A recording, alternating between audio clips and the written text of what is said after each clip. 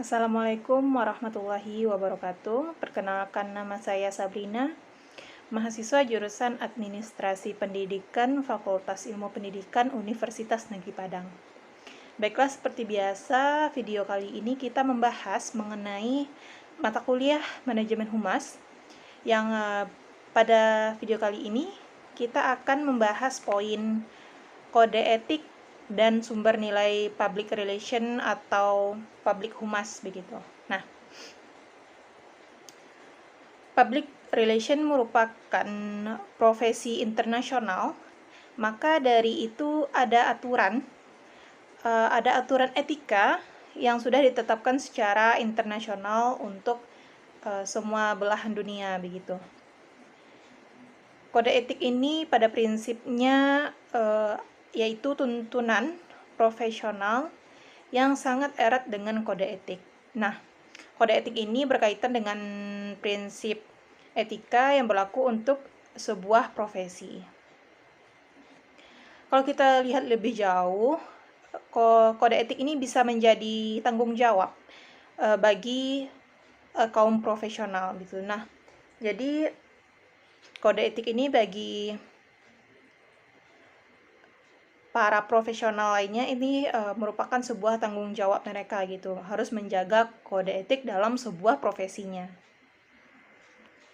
Selanjutnya ada beberapa prinsip-prinsip yang mengatur kode etik. Yang pertama yaitu prinsip keadilan, yaitu di mana para profesional menjalankan profesinya dengan adil gitu. Nah, yang kedua ada prinsip otonomi.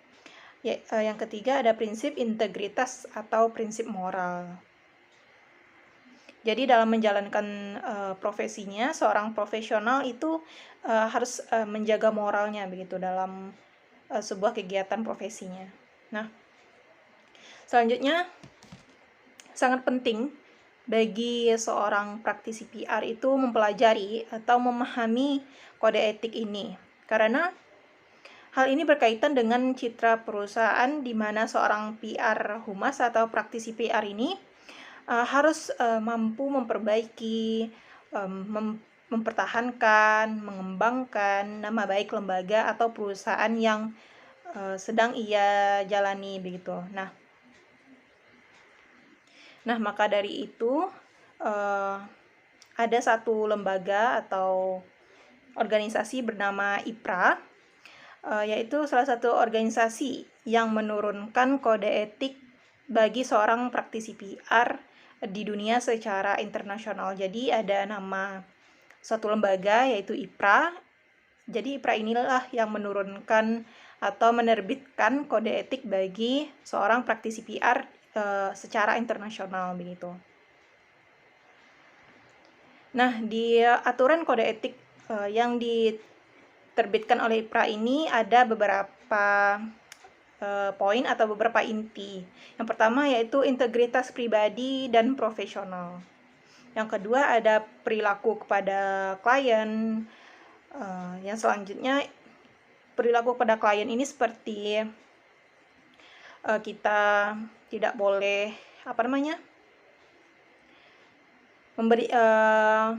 mengharapkan imbalan gitu kepada klien. Nah, selanjutnya ada perilaku kepada publik dan media. Dan selanjutnya ada perilaku terhadap teman sejawat. Nah, jadi poin-poin itulah yang diatur oleh IPRA tadi. Lalu diruntun atau dirinci lebih jauh oleh IPRA sebagai kode etik seorang praktisi PR dalam kegiatan profesinya begitu. Nah, selanjutnya ada etika-etika dalam kegiatan public relation. Ada beberapa etika. Kita lihat yang pertama yaitu public relation itu menjadi mediator yang baik antara publik dengan pengambil keputusan. Jadi public relation ini sebagai perantara antara kedua sisi, yaitu antara publik dengan pengambil keputusan, antara keputusan dengan masyarakat begitu. Jadi ada penghubung yang baik antara keduanya. Yang kedua itu seorang public relation itu tidak terlepas dari faktor kejujuran. Nah, jadi apa-apa yang kita sebutkan, apa-apa yang harus kita berikan informasi itu harus secara jujur, yaitu berita fakta begitu. Nah, selanjutnya etikanya yaitu seorang PR memberikan kepada karyawan sense of belonging, sense of responsibility. Dan selanjutnya public relation ini menyampaikan informasi-informasi penting gitu. Nah, jadi seorang public relation itu hanya memberikan informasi-informasi penting terkait dengan yang berhubungan dengan hal-hal yang diperlukannya dalam proses menyatukan kedua belah pihak begitu. Nah, yang selanjutnya, yang kelima, yaitu menghormati prinsip-prinsip nilai moral atau kemanusiaan. Jadi, seorang praktisi PR itu harus menghormati nilai-nilai kemanusiaan yang ada terhadap, entah itu terhadap pengambil keputusan, terhadap klien, publik, masyarakat, dan media tentunya. Nah, selanjutnya etikanya yaitu menguasai teknik dan cara penanggulangan kasus ke kasus. Nah, jadi seorang praktisi PR itu harus mampu menanggulangi kasus-kasus yang ada. Jadi, misalnya ada satu kasus, jadi seorang praktisi PR harus mampu mencari solusi atas kasus yang ada terhadap perusahaan atau lembaga yang ia jalankan begitu. Nah, selanjutnya ada etika mengenal batas-batas pada moralitas begitu. Nah, jadi dalam bersikap itu harus ada batas-batasannya supaya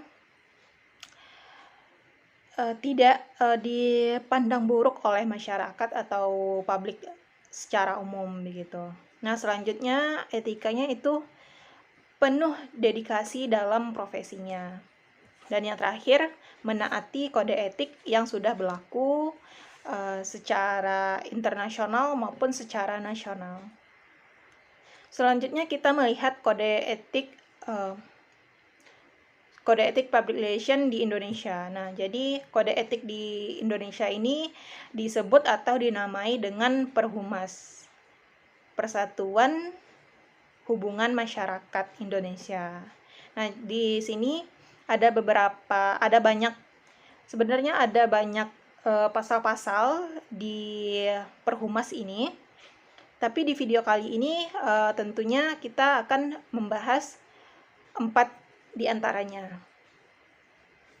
Nah, kita lihat yang pertama itu ada pasal 1, itu mengatur tentang soal komitmen pribadi. Nah, soal komitmen pribadi ini berkaitan dengan yang pertama menerapkan standar moral dan reputasi setinggi mungkin. Jadi, seorang praktisi PR itu harus memiliki standar moral dan tentunya memiliki reputasi yang tinggi gitu. Nah, selanjutnya tentang komitmen pribadi ini mengatur soal semua praktisi PR di Indonesia itu berperan nyata dalam memasyarakatkan kepentingan Indonesia. Nah, selanjutnya menumbuhkan dan mengembangkan hubungan antar warga negara Indonesia. Itulah beberapa inti dari pasal 1.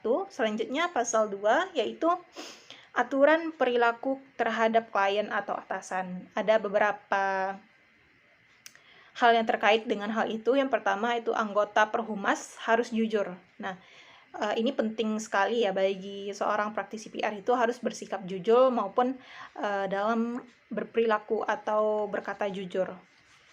Nah, selanjutnya tidak mewakili 2 atau 3 kepentingan yang berbeda. Nah, jadi kita tidak boleh ikut campur dalam kepentingan orang lain atau ikut campur lah begitu. Jadi harus kita memfokuskan kepada diri kita, masalah kita, kepentingan kita sendiri begitu. Nah, selanjutnya pasal kedua itu berkaitan dengan anggota Perhumas harus menjaga kerahasiaan. Nah, jadi informasi-informasi yang kita dapatkan untuk hal yang berhubungan dengan lembaga kita itu harus dijaga kerahasiaannya gitu. Baik itu rahasia mantan atasan kita atau mantan klien kita. Selanjutnya yang berkaitan dengan pasal 2 itu, yaitu anggota Perhumas tidak boleh mengeluarkan kata yang merendahkan harkat martabat klien atau atasan. Nah, jadi kita dalam mengeluarkan kata-kata atau merendahkan harkat martabat klien itu tidak diperbolehkan, walaupun itu kepada mantan klien ataupun mantan atasan gitu. Nah, ya, selanjutnya yang berkaitan dengan pasal 2 itu harus ada keyakinan kepada anggota Perhumas bahwa tidak ada imbalan jasa yang didasarkan pada hasil-hasil tertentu. Jadi, misalnya para anggota praktisi PR itu melakukan sebuah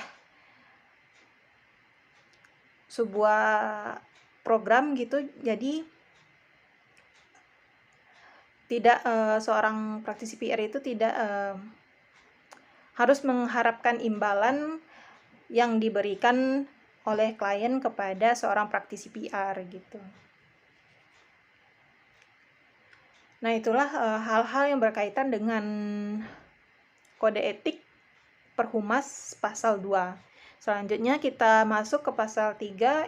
Ini menyangkut mengatur tentang perilaku terhadap masyarakat dan media massa. Nah, jadi kita harus gunakan juga kode etik terhadap masyarakat dan media massa, karena itulah yang berkaitan dengan kegiatan seorang praktisi PR untuk menaikkan citra perusahaan di kalangan masyarakat dan media massa begitu. Nah, hal yang berkaitan dengan pasal 3 ini. Nah, selanjutnya hal-hal yang berkaitan dengan pasal 3 ini, yang pertama yaitu anggota Perhumas harus menjalankan profesinya dengan memperhatikan kepentingan masyarakat. Yang kedua yaitu tidak melibatkan diri dalam tindak manipulatif integritas. Dan selanjutnya anggota Perhumas tidak boleh menyebarkan informasi yang tidak benar. Jadi harus seorang praktisi PR ini harus yang fakta-fakta saja begitu. Tidak boleh menyebarkan informasi hoax begitu. Nah, selanjutnya anggota Perhumas ini senantiasa membantu kepentingan masyarakat banyak. Dan selanjutnya itulah hal-hal yang berkaitan dengan pasal 3. Selanjutnya kita masuk ke pasal 4 atau pasal terakhir yang kita bahas pada video kali ini, yaitu mengatur mengenai perilaku terhadap teman sejawat. Jadi tidak hanya perilaku terhadap klien atau atasan, masyarakat, dan media massa. Kita juga harus menjaga kode etik terhadap teman sejawat begitu. Hal-hal yang berkaitan dengan perilaku teman sejawat ini, kode etik perilaku teman sejawat ini, yang pertama tidak boleh dengan sengaja merusak nama baik tindak profesional teman sejawat. Dan kedua, seorang praktisi PR itu tidak boleh menawarkan diri atau mendesak klien atau atasannya untuk menggantikan kedudukan teman sejawat kita. Nah, selanjutnya seorang praktisi PR itu harus mampu bekerja sama dengan teman sejawat. Nah, itulah beberapa pasal kode etik Perhumas Indonesia. Kita hanya membahas 4 pasal. Untuk lebih lanjut, teman-teman bisa melihat atau men-searching di Google itu kode etik Perhumas Masyarakat Indonesia. Nah, sekian dulu video kali ini. Saya ucapkan assalamualaikum warahmatullahi wabarakatuh.